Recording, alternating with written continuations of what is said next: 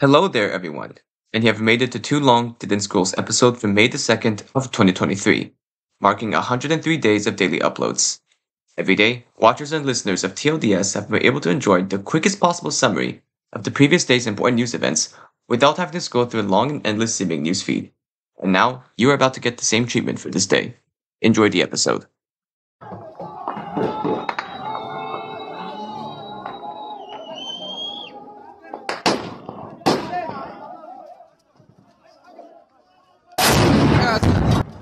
We start off the events of the 2nd of May in the country of Sudan, which has been ravaged by nationwide clashes between the forces of the junta government and the paramilitary group, the Rapid Support Forces.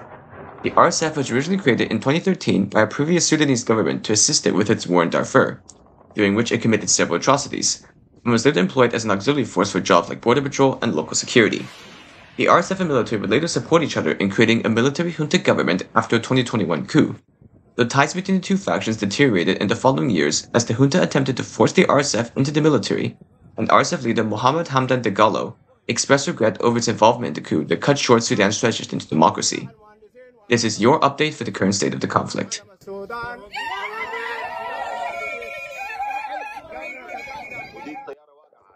Currently, the situation places the RSF in a direct beeline towards seizing the capital city of Khartoum, already controlling several regions in the southwest.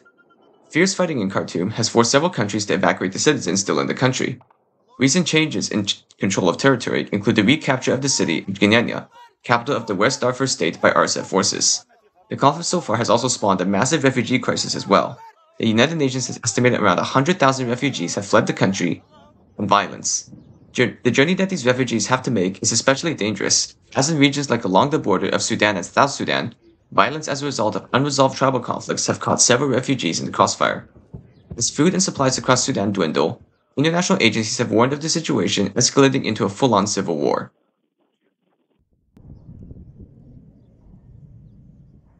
Somali forces may be on the offensive against fighters of al-Shabaab.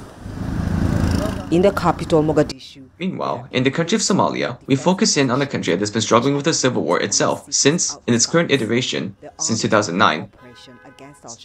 War has occurred between Somali government forces aligned with African Union peacekeepers against jihadist insurgent forces, including militant groups like al-Shabaab and ISIS-aligned forces.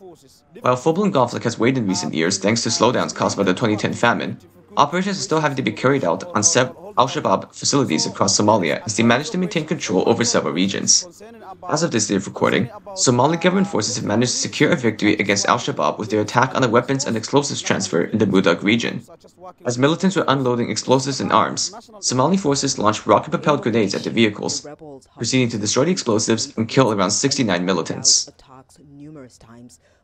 In the country of Uganda, a major setback has been set in place against progress on rights for LGBTQ+ groups in the country.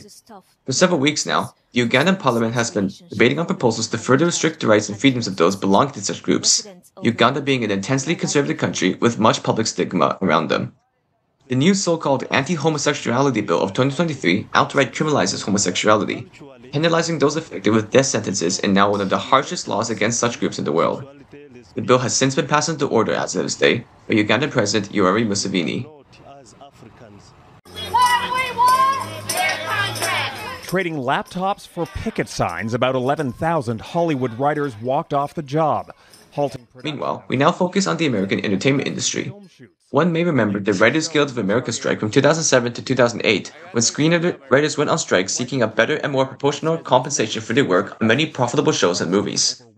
Suspension of writing and production and major changes occurred for many popular movies and TV series. Many audiences retrospectively described the effects such changes and interruptions had as being quite prevalent in the finished products. As of this day, the WGA has agreed to go on strike once again in the largest writer's strike, once again of a fair and proportional pay, since the 2007 to 2008 strikes. Such has become the largest interruption to the American entertainment industry since the onset of the COVID-19 pandemic. Productions forced to shut down for the time being include Jimmy Kimmel Live, Saturday Night Live, The Daily Show, Cobra Kai, and several more. In other news, prominent Ugandan retired Colonel Charles Angola was assassinated by one of his own guarding soldiers in his home in Kampala, and the Greek Civil and Supreme Court has barred the far-right National Party from running in the next general elections, accusing of being a continuation of neo-Nazi group Golden Dawn.